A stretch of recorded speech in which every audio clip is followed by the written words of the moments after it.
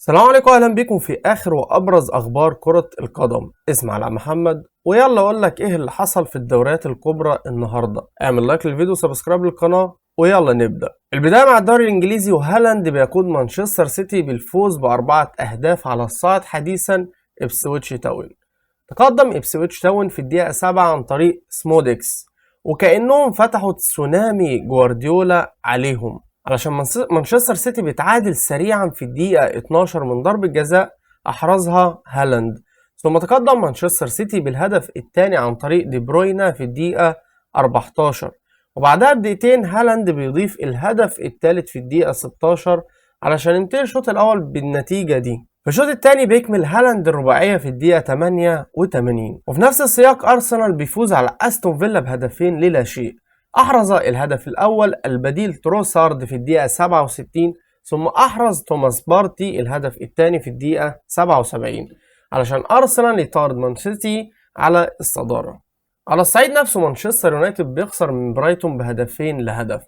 تقدم برايتون في الدقيقة 32 عن طريق ويلبك، ثم تعادل مان يونايتد في الدقيقة 60 عن طريق ديالو، وفي الدقيقة الأخيرة بلس 90 برايتون بيقتنص الفوز عن طريق بيدرو، وتوتنهام بيسحق ايفرتون ب4 أهداف للا شيء. تقدم بيسوما لتوتنهام في الدقيقة 14، ثم أحرز سون الهدف الثاني والثالث في الدقيقة 25 و77، ثم أكمل روميرو الرباعية في الدقيقة 71.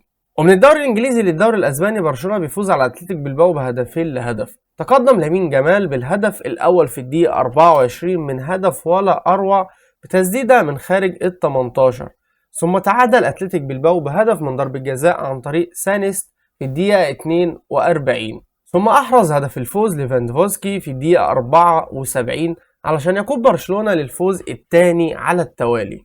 ومن الدوري الأسباني للدوري الألماني، وبروسيا دورتموند بيفوز 2-0 على انتراخت فرانكفورت. أحرز الهدفين نفس اللاعب جيمي بينو في الدقيقة 72 و90. وفي الدوري الإيطالي انتر ميلان بيفوز على ليتشي بهدفين للا شيء. أحرز درارميان الهدف الأول في الدقيقة 5، ثم عزز هاكان أوغلو التقدم في الدقيقة 69 من ضربة جزاء.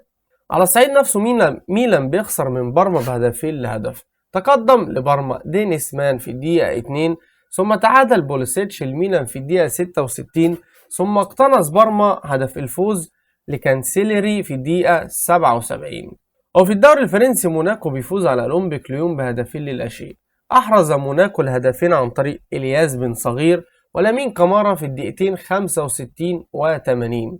ومن الدوريات الأوروبية بقى للدوريات العربية وتحديدا الدوري السعودي، الهلال بيفوز على الأخدود ب3 أهداف للا شيء. أحرز الأهداف متروفيتش هدفين في الدقيقة 4 وفي الدقيقة 40، وسافيتش في الدقيقة 45. على الصعيد نفسه الاتحاد بيفوز على الخلود بهدف للوافد الجديد حسام عوار في الدقيقة 94. وبكده اخبارنا خلصت النهارده. اتمنى انك تدعم الفيديو بلايك وسبسكرايب للقناه وفعل الجرس علشان يوصلك كل جديد. صلى على حبيبك النبي. سلام.